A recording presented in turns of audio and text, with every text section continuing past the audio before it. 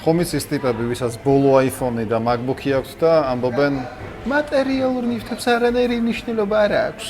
და მაინტერესებს, როგორ არ აქვს ძვირიან და ხარისხიან ტექნიკას შეუძლია შენი შემოსავალი პირდაპირ მნიშვნელობით გაასმაგოს. მე ვიდეო კონტენტის შექმნა დავიწყე 2017 წელს და მქონდა დანგრეული Android-ი, რომელიც არც ნორმალურ ხმას იწერდა და გამოსახულებაზე ხო საერთოდ ზედმეტია საუბარი. ნუ ამის გარდა რა თქმა უნდა კიდე ბევრი რამ არ ვიცოდი მარკეტინგში და ძლივს ავდიოდი რაღაც 50-100 ნახვაზე. 2020 წელს გავრისკე და ბოლო ფულით ვიყიდე iPhone 11. 2020 წელს მაშინ იყო ბოლო მოდელი.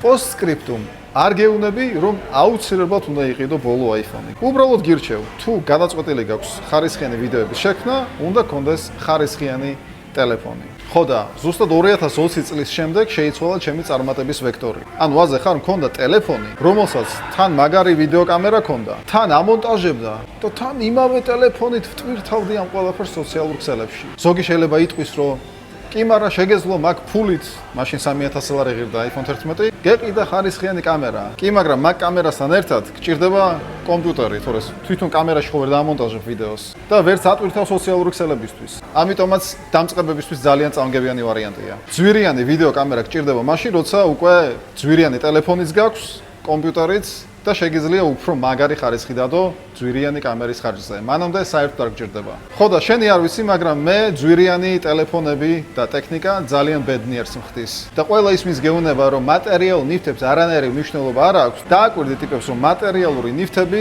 დაკმაყოფილებული აქვთ. ესა იგივე, რომ თქვა ფულს არანაირი მნიშვნელობა არ აქვს, როდესაც უკვე ალბათ $1,000,000-ზე ხარ ასული, მაშინ გიჩნდება ეგ აზრები. გისურვებ იგივე აზრამდე მიხვიდე შენს, მაგრამ სანამ ეგ $1,000,000 მოვა, უნდა დააფასო ის რაც გაქვს. და მატერიალური და ხარისხიანი ტექნიკის გარეშე დღეს წარმატებას ვერანაირად ვერ მიაღწევ, როგორი სპირიტუალ ტიპიც არ უნდა იყო და არ აფასებდე მატერიალურ ნივთებს და მხოლოდ სულიერებას აქვს მნიშვნელობა. არ არის ეგრე. მაგ სულიერების დონემდეც კი ვერ მიხვალ, თუ არ გაქვს ხარისხიანი ტექნიკა. და ხო, აქვე რომ არ ჩამქოლოთ, ან შეგიძლიათ ჩამქოლოთ, სულ ერთია. iPhone-ი ან სხვა ნებისმიერი ტელეფონი, რომელიც არის ხარისხიანი და ძვირიანი, გაგაბედნიერებს მხოლოდ იმ შემთხვევაში, თუ მას სწორად გამოიყენებ. მე ჩემს ტელეფონს დღემდე ვიყენებ იმისთვის, რომ უკეთესი ვიდეოები ავტვირთო და ჩემი ბიზნესი უფრო მეტ შემოსავალს მაძლევდეს. ასე რომ ნურავის ნუუჯერებ, დაუჯერე საკუთარ ინტუიციას, როგორც მე ვქენი 2020 წელს. და ხო აქვე, თუ გსურს ხარისხიანი კონტენტის შექმნა, რომელიც იზიდავს მიზნობრივ აუდიტორიას შენს ბიზნესში, მომწერე პირადში და მათ გავაგრძელოთ.